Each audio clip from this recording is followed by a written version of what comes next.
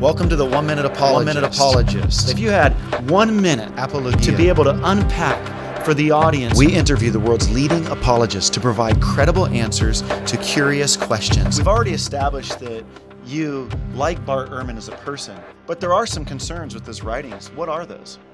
Well, for one, his book, Misquoting Jesus, in there he calls into question the purity of the New Testament text. He talks about how the message of Jesus got corrupted over time, even in the oral tradition before it got put into the Gospels in writing.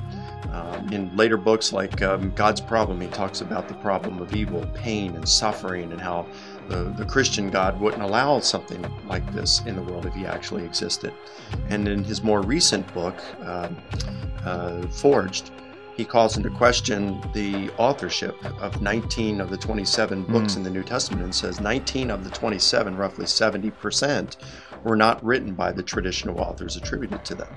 So for the average layperson reading these, I mean, these arguments aren't new by any means. They've been debated among scholars for decades and decades. Right. But for the average person in a pew or college student out there, they're not aware of these kinds of things. And Ehrman is a very good communicator, very entertaining, engaging communicator.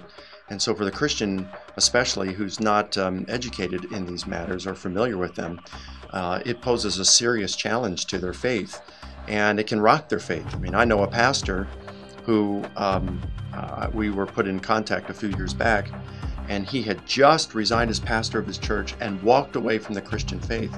And when I asked him why, he gave all these reasons, and I said, well, you've been reading Bart Ehrman, haven't you? And he paused and he said, well, yeah, how did you know? And I said, because everything you said it almost sounded like it was coming from Bart Ehrman's mouth. So it is causing a lot of trouble. It's troubling a lot of Christians. And so that's why we as Christians, it's our responsibility, those of us who are Christian leaders, to educate Christians on these issues so that their faith can be strengthened.